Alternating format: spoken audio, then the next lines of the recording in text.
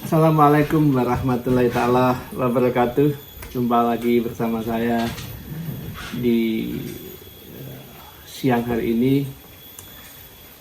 Saya ingin berbagi cerita tentang pencapaian-pencapaian tentang kedamaian di dalam jiwa tentunya. Langkah-langkah apa dalam sebuah proses. Namun yang kita sadari adalah untuk mencapai suatu hasil, kita harus tahu inputnya dan tahu prosesnya, agar output yang kita harapkan sesuai dengan apa yang kita inginkan tentunya. Nah, kalau outputnya kedamaian, tentu inputnya harus kita pahami dulu. Bagaimana input-input apa yang kita butuhkan. Terus prosesnya bagaimana, langkah-langkahnya seperti apa, agar output yang kita harapkan yaitu kedamaian tadi benar-benar kita bisa dapatkan begitu. Misalnya kita kepenatan atau stres banget pikiran kita karena terlalu berat memikirkan suatu masalah atau suatu keadaan atau sesuatu yang sudah terjadi atau terlalu berat memikirkan masa depan. Kalau capaiannya adalah kedamaian, ya kita istirahatkan pikiran kita. Kita istirahat dulu, kita merenung, kita rileks saja, kita lepaskan beban pikirannya, kita cari suasana-suasana yang damai. Misalnya kita senang lagu-lagu, ya kita setel musik lagu-lagu yang membuat pikiran kita tenang. Atau kita mencari tempat-tempat yang sejuk agar pikiran kita lebih tenang. Namun di dalam sebuah proses, misalnya di tempat yang sejuk atau dengan mengalihkan pikiran kita kepada hal-hal yang membuat hati kita damai, jangan lupa di sana bahwa kita selalu bersama Allah tentunya. Yang harus kita pahami di situ agar dalam satu pencarian kedamaian kita tidak lepas dari kuasa Tuhan. Yakinin saja bahwa dalam proses kedamaian itu kita selalu bersama Allah. Kita selalu bersama hati yang ikhlas. Bahwa melepaskan kepenatan pikiran yang harus kita pahami adalah bahwa batasan-batasan kekuatan daya pikir kita memiliki keterbatasan. Kita lelah pikiran, ya kita istirahatkan pikiran kita. Kita kedepankan hati kita. Mungkin dengan cara kita bermeditasi, atau dengan cara tafakur, dengan cara merenung dalam kesendirian, di tempat-tempat yang enak atau sejuk, dan tarikan napas kita selalu kepada Tuhan. Arti tarikan napas kita kepada Tuhan itu setiap napas kita ingat terus kepada Allah yang Maha Pengasih dan Penyayang. Nah, rasakan, jadi kita merasakan cinta kasihnya Allah kepada kita. Kita renungkan, kita istirahatkan. Misalnya pejam mata ini, kita pejamkan, pikiran kita lepas, dominasi hati yang kita rasakan. Rasakan Allah hadir di dalam kehidupanmu. Rasakan Allah hadir di lingkungan kita. Rasakan Allah hadir di depan kita. Yang paling wajib kita lakukan adalah pertama adalah istighfar, astagfirullahaladzim. Terus kita tetap bersyukur, terima kasih ya Allah, Kau berikan aku kesadaran, Kau berikan aku kedamaian. Jadi di saat kita merenung dan berpikir kepada Allah, kita bisa merasakan getaran-getaran cinta kita kepada Allah. Otomatis beban-beban pikiran ini akan mereda, menghilang sendiri tentunya. Begitu. Jadi syukur bagi teman-teman yang beragama Islam, diiringi dengan zikir, ya rileks saja, astagfirullahaladzim, astagfirullahaladzim, astagfirullahaladzim, la haula wala quwata illa billah. Terus ya Rahman ya Rahim. Rileks, rasakan saja kehadiran Allah, rasakan cinta Allah terhadap diri kita. Rasakan dan sadari segala sesuatu itu adalah kekuasaan Allah. Sadari bahwa manusia memiliki batas kemampuan, manusia memiliki ketidakberdayaan juga, walaupun di sisi lain juga kita punya kemampuan, tapi kemampuan kita ada batasnya tentu. Terkadang kita suka melampaui dengan batasan itu. Dengan menyadari itu tentu kita akan lebih rileks, pikiran kita akan lebih down, gitu, lebih menurun, lebih rileks, dan hati kita lebih bisa merasakan getaran-getaran dan bisa menerima keadaan saat itu. Kenapa? Karena kalau kita tidak bisa menerima keadaan apa yang kita lakukan, maka bahaya. Pikiran yang penat sekali, yang stres ini bisa membawa dampak penyakit tentunya. Ya, kita bisa malah mungkin sakit apa dan segala macam. Tapi kalau kita mengistirahatkan pikiran kita menerima rasa cinta dari Allah, bahwa kita juga sambil juga memohon ampun dan kita menyadari kemampuan kita, insya Allah kita akan bisa merasakan nikmatnya hidup ini. Gitu. Karena yang bisa bikin kita nyaman atau tidak itu hanya kita dan Allah tentunya. Hanya kita dan Allah. Tinggal kita mensiasati bagaimana input apa yang kita butuhkan, prosesnya bagaimana sehingga outputnya adalah kedamaian. Nah, tadi kala kita sedang lelah pikiran kita, input yang kita butuhkan adalah mengistirahatkan pikiran. Nah, inputnya, prosesnya adalah lepaskan pikiran Anda, munculkan perasaan hati Anda, ya, rasakan kehadiran Allah. Rasakan orang-orang yang kita cintai, rasakan Allah yang mencintai kita, rasakan bahwa kita juga mencintai Allah. Tentu ini akan ada getaran tersendiri di dalam hati kita. Nah, selama 24 jam, 7 hari, 1 tahun dan selebihnya, pernah nggak kita melakukan proses seperti ini gitu ya? Kalau nggak pernah ya kita akan banyak stresnya dalam kehidupan.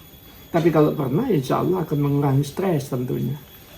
Nah, memang kalau dalam terapi ya kita paling nggak setiap hari kita lakukan dulu selama 40 hari. Tapi kalau kita sudah terlatih ya mungkin cukup 2-3 hari. Ada yang cuma cukup seminggu sekali dia bisa tenang. Tapi kalau memang belum bisa menemukan ketenangan, kita harus melatih diri setiap hari, mengistirahatkan pikiran, mengangkat rasa.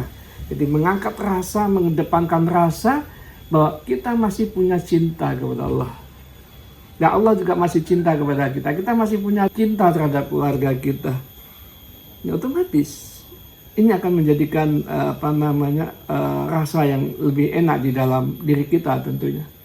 Nah, terkadang kita ini cuma berharap damai dan bahagia, tapi tidak menjalani input dan prosesnya. Input bahagia seperti apa, proses bahagia seperti apa, sehingga outputnya adalah bahagia. Begitu pula dengan kedamaian.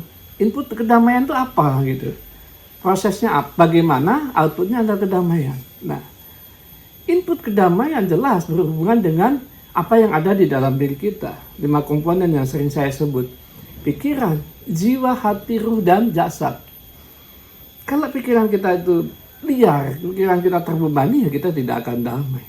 Tapi kalau jiwa kita juga penuh emosi, penuh marah, penuh jengkel, juga kita tidak akan pernah damai. Begitu pula hati. Kalau hati kita penuh iri, dengki, ya kita tidak akan pernah damai.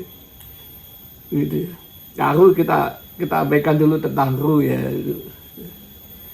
Nah, jasad. Nah, kalau perilaku kita, kebiasaan kita mendengar dan melihat, atau action-action kita yang tidak terkendali, ya kita tidak akan damai. Nah, 5 komponen ini menjadi penting bagi kita. Kalau ucapan kita tidak tertata, ucapan kita ngawur, ya kita tidak akan pernah damai dalam kehidupan ini. Nah, oleh sebab itu kita harus tahu betul inputnya itu apa saja dalam mencapai kedamaian. Prosesnya bagaimana? Itu penting sekali teman-teman sekali. Nah, kalau misalnya pikiran kita penat, ya tadi salah satu caranya kita mungkin banyak istirahat, banyak tafakur. Tidak usah mikirkan dulu, istirahat dulu pikiran, atau meditasi, atau merenung, relax. It's okay, nggak masalah. Yang penting mengistirahatkan pikiran intinya. Dan kita buka hati kita, merasakan getaran cinta di lingkungan kita. Dan hadirkan Allah di sana. Insya Allah istirahat, pikiran kita akan lebih damai. Kalau pikiran sudah tenang, kan hati damai. Kalau yang bermasalah di jiwa kita misalnya nggak tantanan atau nggak sabaran, sehingga mengucapkan kata-kata yang nggak bagus, emosional, sehingga mengucapkan kata-kata yang tidak bagus, jadi ada masalah di jiwa atau di nafsu. Nah, bagaimana inputnya? Mengendalikan amarah. Nah, kalau amarahnya sudah terkendali, otomatis kita juga jadi damai. Misalnya masalahnya di hati, kita masih punya iri, bisa punya dengki, kita punya dendam, otomatis kita tidak akan damai. Nah, input untuk membersihkan iri, dengki, benci, dendam seperti apa? Prosesnya bagaimana sehingga kita bisa benar-benar damai, tidak ada lagi benci, iri, dan dendam. Yang gitu. Jadi pentingnya kita memahami konsep diri, pentingnya kita memahami, mengenal diri kita sendiri. Kalau dan kita pentingnya kita memahami habit perilaku kita, pentingnya kita memahami ucapan yang membawa dampak kebahagiaan atau tidak, kedamaian atau tidak. Kalau kita udah paham di situ ya kita akan menempatkan terus. Ada orang bilang sulit, ya sulit karena nggak tahu ilmunya. Siapapun akan mengatakan sulit kalau tidak mengerti ilmunya. Tapi bagi orang yang mengerti ilmunya dan mau melaksanakan, mau mencoba, mau melakukan, berusaha terus, insya Allah berhasil. Memang tantangannya ada, ujian itu ada.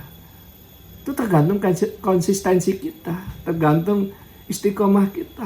Mau enggak kita berjuang menemukan kedamaian itu bersama Allah tentunya. Kata kalau damai itu ukurannya pikirannya tenang, jiwanya tenang, hatinya bersih, perilakunya terkendali, ucapannya terkendali dengan baik. Outputnya itu orang tenang itu. Gak ada orang tenang omongannya jelek, tidak ada. Kalau omongannya jelek, masih negatif, masih nyala-nyalakan orang, berarti ada kebencian di dalam dirinya. Jiwanya masih penuh protes, ya berarti belum sempurna kedamaiannya. Begitu. Dan perlu latihan.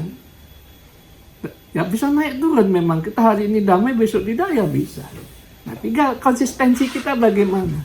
Yang penting kita udah tahu ilmunya, udah tahu inputnya, udah tahu prosesnya, outputnya bagaimana. Udah, kita fokus di situ. Insya Allah kedamaian akan tercapai sepanjang Anda tidak pernah menyerah. Saya pun sama. Damai 1 bulan, 1 hari pusing, stresnya bisa. Kendalikan lagi. Kembali lagi karena kita udah tahu mappingnya sehingga dalam menyelesaikan beban-beban pikiran, beban hati, beban jiwa ya kita akan cepat selesai. Ya, jadi tidak ada yang abadi, semua itu temporary, bisa naik dan bisa turun. Tapi kalau kita udah tahu ilmunya, otomatis kita bisa bertahan lama. Kalaupun salah kita cepat kembali, gitu. Nah itu kalau kita sudah tahu indikator-indikator keilmuan bagaimana cara mencapai kedamaian. Insya Allah teman-teman sekalian, tidak ada keberhasilan tanpa perjuangan. Dan sadari di dalam perjuangan ada ujian. Kita harus sadari itu. Sehingga kita tidak terjebak kepada ujian-ujian yang sedang kita lakukan. Jadi cari suasana-suasana yang membuat kita damai, melepaskan pikiran. Ya. Dan satu kuncinya teman-teman. Kuatkan harapan kita. Manusia tanpa memiliki harapan mati dia. Harus tetap optimis, memiliki harapan capaian-capaian yang diinginkan agar proses tetap berjalan. Begitu. Agar proses tetap berjalan. Tapi kalau kita sudah tidak memiliki harapan lagi, kita tidak akan ada proses dan kita tidak akan mencari. Gitu. Kuncinya cuma itu. Ada output, berarti ada input dan ada proses. Output apa yang kita inginkan. Carilah ilmunya, carilah inputnya, dan carilah prosesnya. Sadarilah ujiannya. Pasti output yang Anda inginkan akan tercapai. Itu dulu dari saya. Semoga bermanfaat cerita-cerita saya ini. Dari pengalaman-pengalaman yang saya alami. Ya, mudah-mudahan bisa menjadi bagian inspirasi teman-teman yang melihat video saya ini. Dan jangan lupa subscribe, like, dan komentar. Bagi teman-teman yang ingin bertanya silahkan. Ya ada kolom untuk bertanya. Baik dulu dari saya, akhirul kalam. Assalamualaikum warahmatullahi ta'ala wabarakatuh.